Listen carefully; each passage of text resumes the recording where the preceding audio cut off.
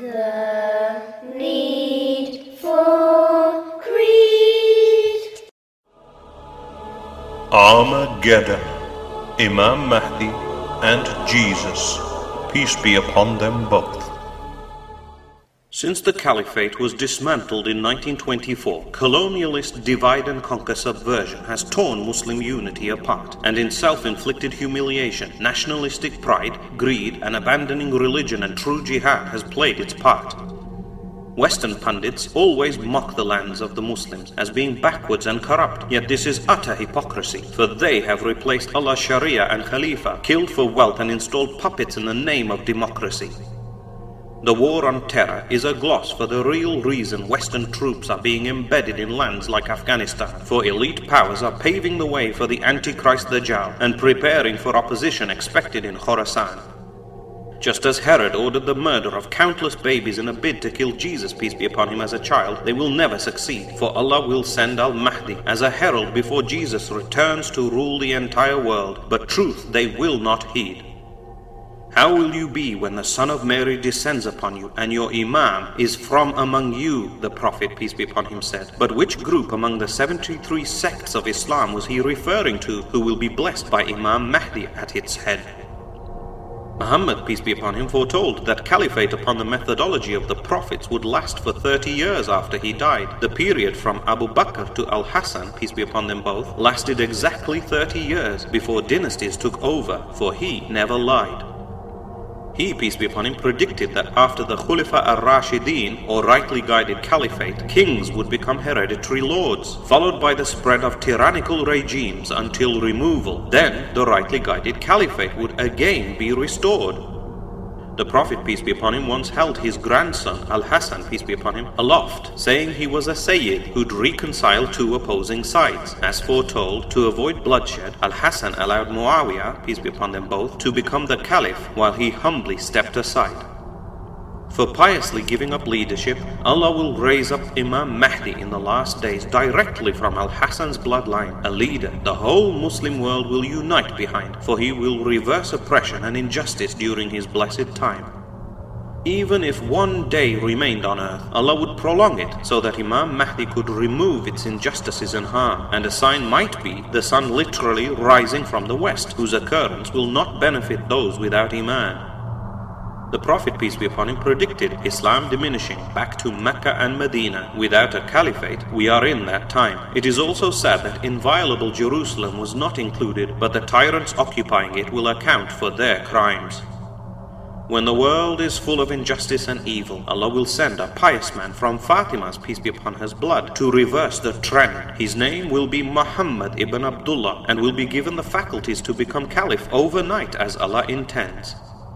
Before the Mahdi arrives, 3 princes or sons of a Khalifa will fight but fail to retrieve the treasures of the Kaaba. Allah knows best if it's Abbasid gold or the Lost Ark's relics, but there'll be chaos in the Hajj season and Dhul Qa'dah. To stop the turmoil, people will force a reluctant Muhammad ibn Abdullah from Medina to make himself be known. Being few in number, means and arms, they will accompany him to seek refuge in the Kaaba, being an inviolable zone. He'll have a broad forehead and a long thin nose, and be an ordinary Hijazi Salafi before Al-Mahdi rules the nation. Interestingly, the Prophet, peace be upon him, advised us to reach him even if we have to crawl over ice, foretelling future migration. An army will be sent from Syria to destroy him, but the earth will collapse and swallow all the troops except a few. This event will happen in Al-Bayda, on the road between Medina and Mecca, and send out a defining signal too. The army sent to fight Al-Mahdi will have Muslims who hate to be part of it, forced to join by the corrupt who rule. They will be raised according to their intentions, yet anyone who chooses his country instead of the Khilafah is a fool.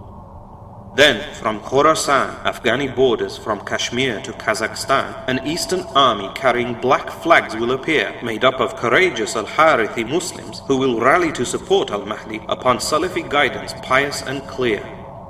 It's not the Taliban, who are ignorant Deobandis who bow to graves, tax heroin, and fight for Pashtun pride and land, and neither the Shia, for Qurayshi al-Sharafs from Medina are Salafi, to whom the Shia will never pledge their hand. Muslim success lies in purification of worship and following the Salafi way with authentic hadith, too often neglected. For Jesus will rule the world with what we have in our hands, so unless we turn to our deen, we'll always be rejected. As an advice for Shia waiting for their mythical Imam al-Askari to appear in Isfahan's Jamkaran or Samara's cave, Ayatollahs have misled you for centuries, so when you see these signs, please join the Ahlul Sunnah and be brave. In fact, many descriptions of the Shia Mahdi match the Sunni descriptions of Ad-Dajjal, the Antichrist impostor, and towards the end of Imam Mahdi's rule, Dajjal will be supported by Jews in Persian shawls in his army roster. Meanwhile, to prevent the Khorasani's entry, a Qurayshi Arab army from Kalb will gather to crush al-Mahdi's call, but the Khorasanis will defeat them when denied rights and will march to pledge allegiance to a leader fit for all.